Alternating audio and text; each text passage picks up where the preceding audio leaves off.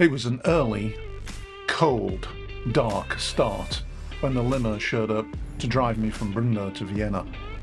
And on arriving at Vienna airport and navigating security, my first stop was the lounge, because I was travelling business class and I was determined to sample the lounge, which for Etihad in Vienna is the Austrian lounge.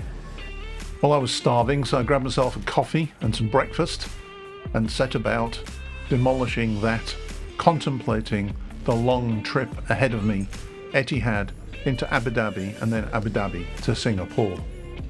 I have a love-hate relationship with flying, if I'm honest.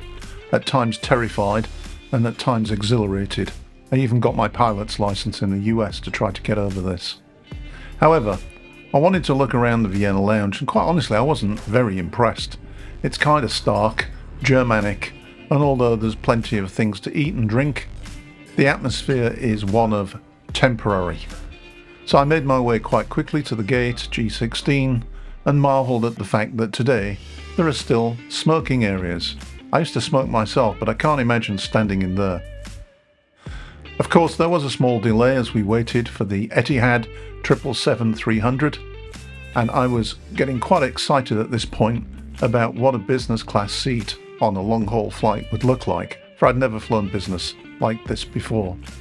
Very soon, however, we were called to board, and I headed down to find out what my seat would look like for the next 5 or 6 hours into Abu Dhabi. I wasn't disappointed. I had seat 10K by the window, and soon a glass of champagne was delivered. So I sat there looking around, trying to figure out how to work all the bits and pieces. My screen could lay full length, table for meals, plenty of leg room, a manoeuvrable seat that even had back massage, which I used during the flight. Lots of movies and TV shows that didn't appeal to me. And soon they brought me some slippers, which I tried on, but which really didn't fit me. And generally very comfortable seat, very manoeuvrable in all sorts of directions. I enjoyed watching a position and planned route on the screen in front of me, and soon settled into the seat awaiting takeoff. For takeoff, I planned to use the camera that was built into the airplane and watch the plane leave the ground, and then check out the window to see what kind of views there were. To adjust, pull the strap. To unfasten, lift the metal flap and pivot belt apart. We recommend that you keep your seatbelt fastened at all times in case we encounter any...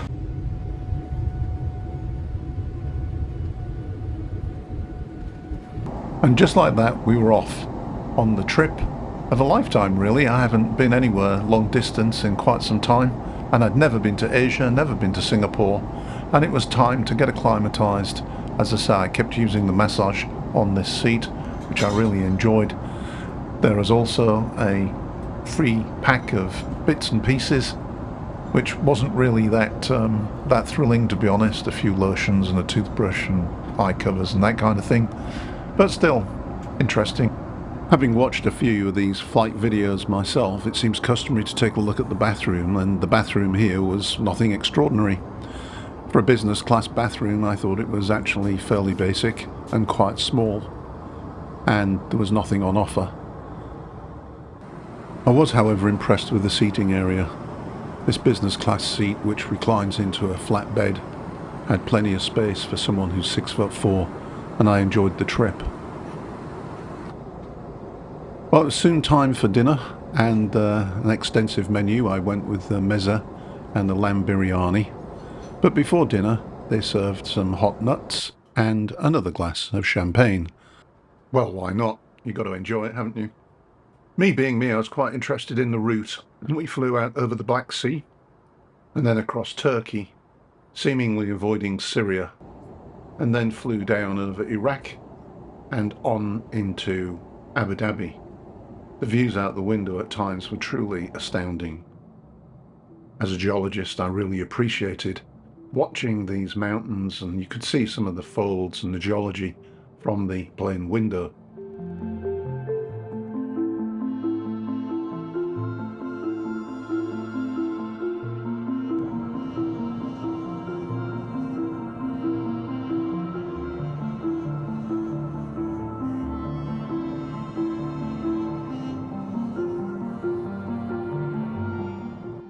The food was wonderful. This is the Arabic mezza with a gin and tonic.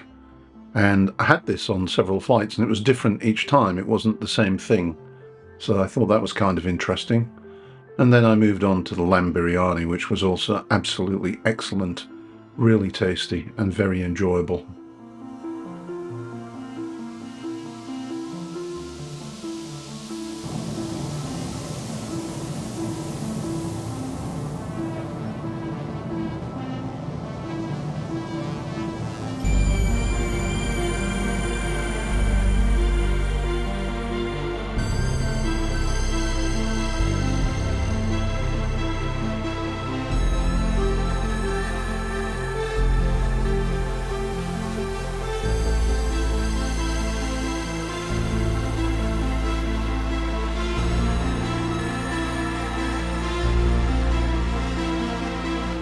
And just like that, we were beginning our descent into Abu Dhabi. I was excited to look out the window and see the place, even though it was dark. Looked extraordinary, and I had a feeling that it would be good to spend some time there. Little did I know I would be doing exactly that. The airport is absolutely amazing, absolutely, totally modern, looks like Disney World, multiple floors on a scale I couldn't possibly imagine, and crowded even at the time of night we arrived. My first objective was to find the Etihad business class lounge. I'd heard a lot about it, and this is it. It's absolutely magnificent. It's spread over several floors and it's a huge place. Unfortunately, as it turned out, I wasn't going to have much of an opportunity to enjoy it, because just as I arrived, just as I found a coffee and sat down and contemplated eating some of what looked like delicious food, there was an announcement. My flight was delayed to Singapore for 14 hours. So panic ensued. What was going to happen? Well, these gentlemen eventually put me in a taxi, sent me 30 minutes by taxi across Abu Dhabi to a hotel where I spent a few hours in a very cold but nice room before being taxied back to the airport to start the trip the next morning.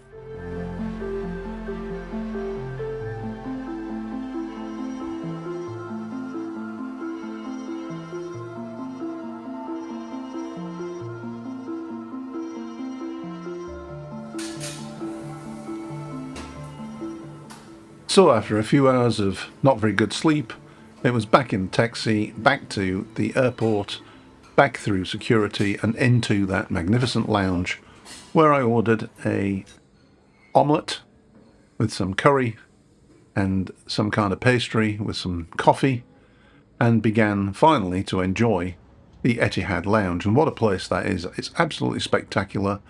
Coming back, I even had a shower and changed my clothing in this facility. Absolutely sensational. And pretty soon it was time to start the trip, the second part of the trip to Singapore on an Etihad A380.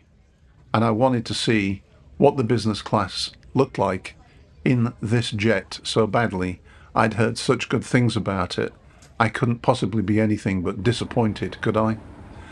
Soon we were called to board, and off we went, out of the lounge and through the gate next door to the lounge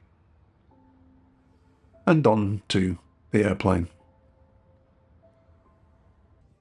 And how's that for a space? It's almost as big as my office. Private, comfortable, roomy, appointed with all kinds of gizmos and bags and of goodies and goodness knows what. This was extraordinary.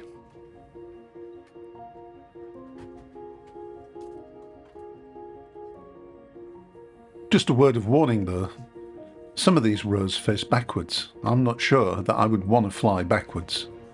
But there you go, maybe some people aren't bothered, but for me, I think I need to face the way I'm going. Otherwise I'd be even more terrified than flying than sometimes I am.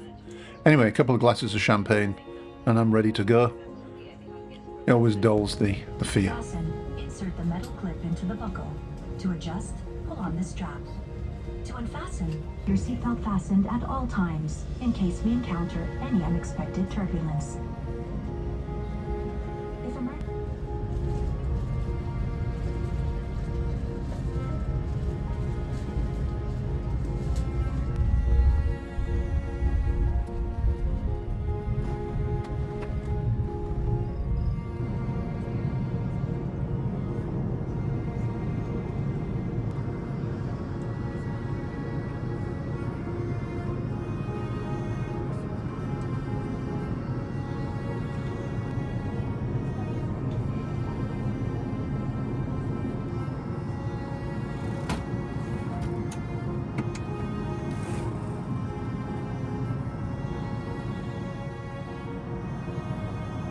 Pretty soon it was time to eat again. This time I went again with the Arab mezza and then also with a chicken kofka. Both were absolutely excellent. The mezza was completely different to the one I had earlier that day, and also completely different to the two that I had coming back. So plainly it's different each time, but very, very enjoyable. But what I was really looking forward to was the sweet, and I was not disappointed.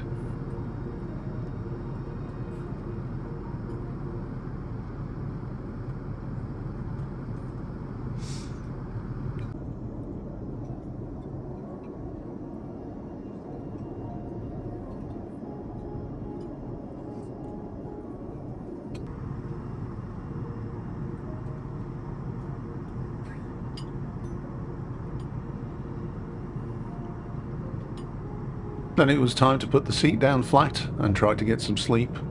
A little bit of shut-eye before coming into Singapore.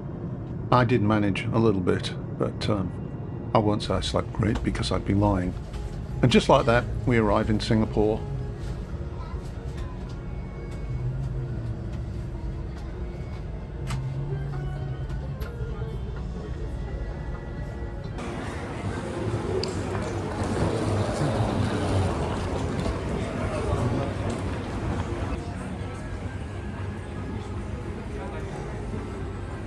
So all that was left was to grab a cab and find my hotel, which was a boutique hotel in the Maxwell Chinatown area of Singapore, and very nice it was too.